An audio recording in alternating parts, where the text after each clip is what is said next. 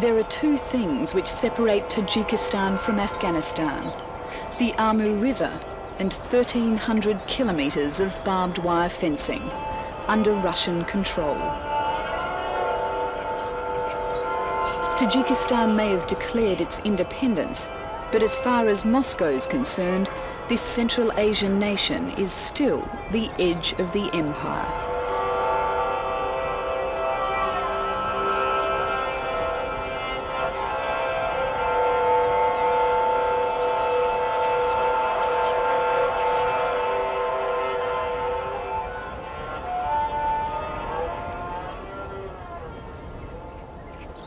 Today, 4 years after their country was plunged into civil war, a handful of Tajik refugees are coming home. They no longer face the wholesale slaughter which drove them so desperately into strife-torn Afghanistan. But Tajikistan, the poorest of the former Soviet states, teeters on a knife edge, and everyone is jumpy.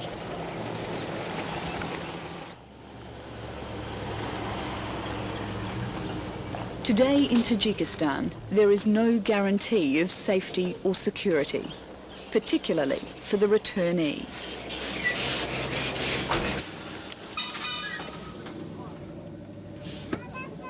These people are Gamis, members of the Gam regional group, the backbone of Tajikistan's Islamic-led opposition. Essentially, they are the losers in this war.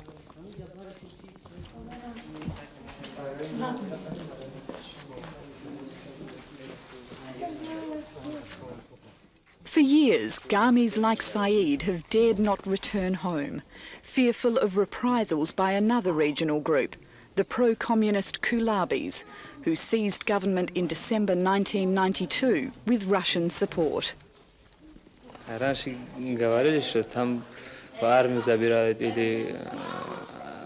Заставляет что-нибудь или угрожает, или убьют, уничтожит. Поэтому боялись, возвратили. The returnees still face a lot of tension from the government. I met many families. Hisu Jahangiri Janot has been monitoring human rights abuses here for the past 2 years. However, I would say that in the last year, because of lack of centralized forces, no centralization in Tajikistan, many incidents of abuses have been, unfortunately, on the rise, in fact, in Tajikistan. This has meant that not only in terms of the basic freedoms of the press, of expression, but also systematic abuse against a specific segment of the society.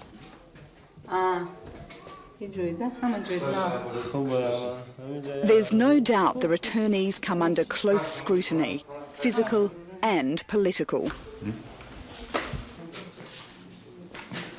We were allowed to film their medical checkup, but not their interviews with national security officers. During these, returnees are grilled for any information about opposition forces operating from bases within Afghanistan.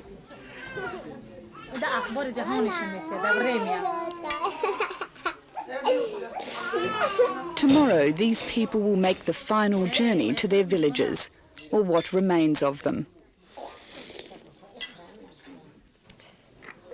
For Saeed's mother, it will be an exercise not so much in hope as faith.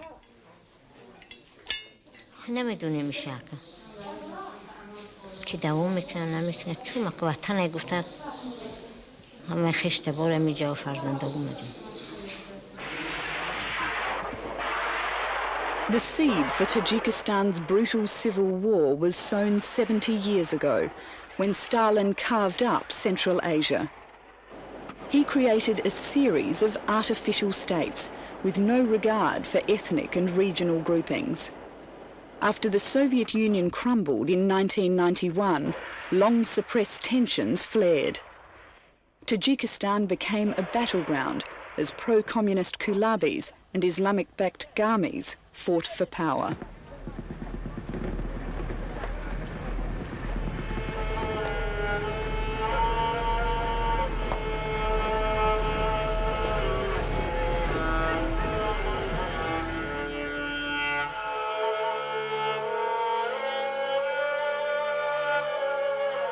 In little more than a year, 50,000 people were killed and nearly 1 million Tajiks, a fifth of the population, rendered homeless. This is where the civil war erupted in 1992, Katlong region in southern Tajikistan. It was here around Kurgan-Tubay that some of the worst fighting took place. As you can see, villages were completely destroyed. Thousands of people fled in terror, and those who didn't were killed, often in the most brutal of ways, decapitated, mutilated, in extreme cases, skinned alive. It's peaceful here now, but the war continues. Only this time, it's on a different front.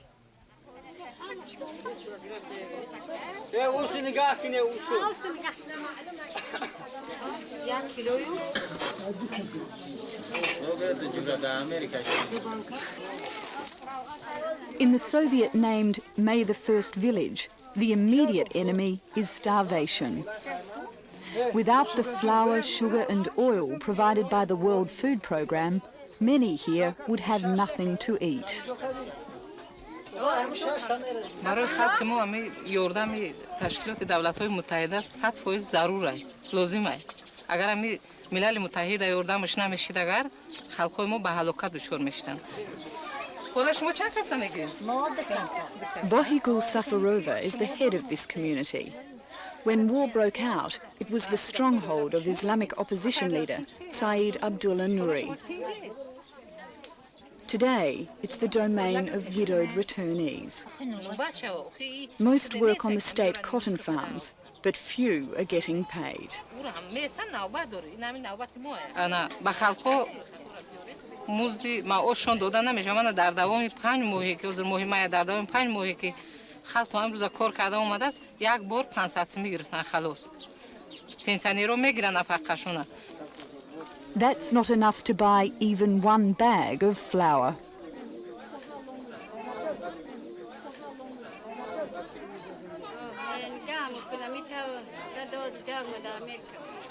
The World Food Programme is appealing for 30,000 tonnes of food, but even if successful, that will help feed only 1/10 of those in need. Well, we've had many cases of people who are really desperate. We've had reports of people committing suicide. We've had even reports of people wanting to sell off their children. It sounds terrible, but this has occurred.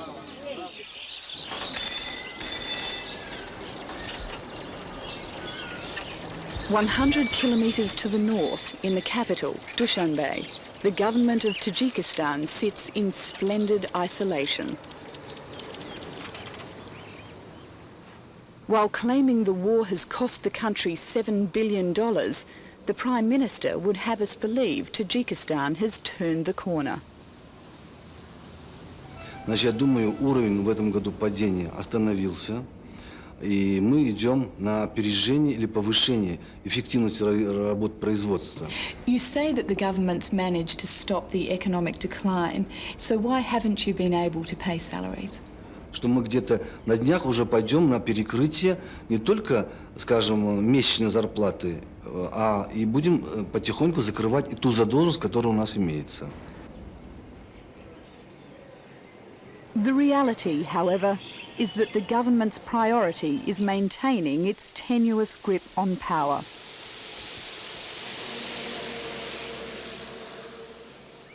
It has effectively lost control of the eastern half of the country, where it's battling opposition forces just 150 kilometres from the capital. Cracks are also widening within the government's own ranks.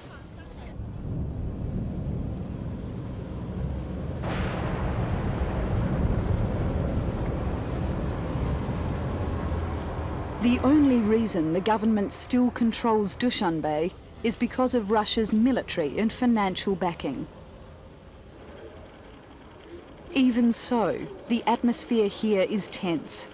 Being seen to support either side could cost you your life. Journalists are a favourite target for attack. Ukrainian-born Yuri Kushko, who's been working in Tajikistan for 13 years, has lost many friends and colleagues. Up to 40 journalists have been shot dead since May 1991. Militia and prosecution didn't investigate all cases properly, and none of the killers have been found and punished. Today, even though Tajikistan is independent, Moscow is reluctant to let it go. The fear, whether real or imagined, is that if Russia withdraws, Tajikistan may become a radical Islamic state, a tinderbox just waiting to ignite the whole of Central Asia.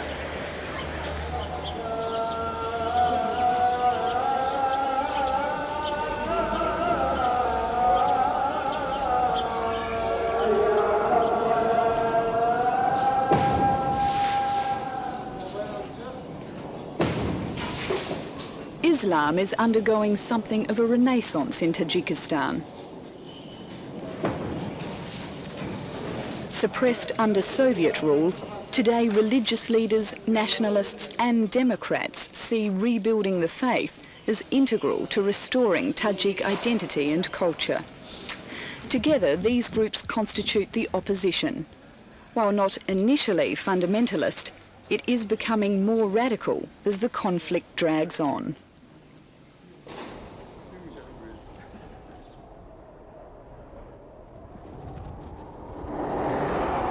To find the opposition, you need to travel to Afghanistan, a country racked by war for 15 years. We went with the United Nations, the easiest way to get past the Russian border guards. It's from Mujahideen leaders here that the Tajik opposition draws much of its support. Iran, Saudi Arabia and Pakistan are other benefactors. At the height of Tajikistan's conflict, 60,000 refugees took shelter in camps in Afghanistan. Today, as many as 1/3 remain.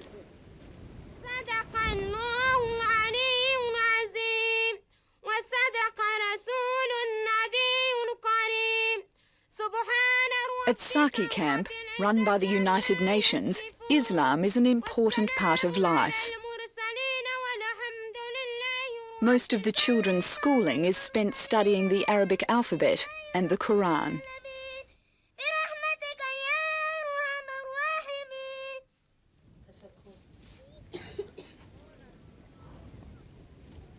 The Tajik government claims the Islamic opposition is indoctrinating the refugees and recruiting fighters. It wants the camps closed immediately. But few people here are willing to go home. Some with very good reason. Kori Sultan is a man with a price on his head. Spokesman for the Islamic opposition and a close personal friend of its leader, Saeed Abdullah Nouri, now based in Tehran. میفهمم که اگر من به وطن بروم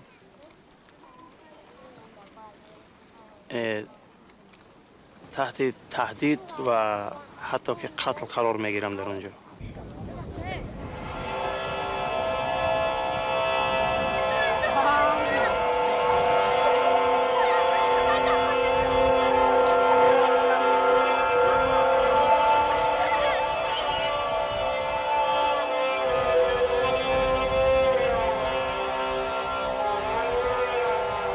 For the people of Tajikistan, whether in Afghanistan or at home, there will be no quick return to normal life.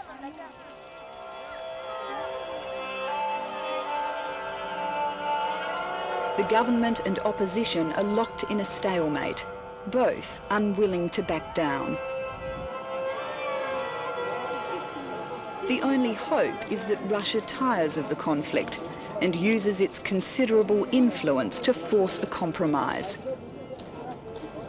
If not, it may well help create the very monster it sought to prevent, a second Afghanistan, even closer to its doorstep.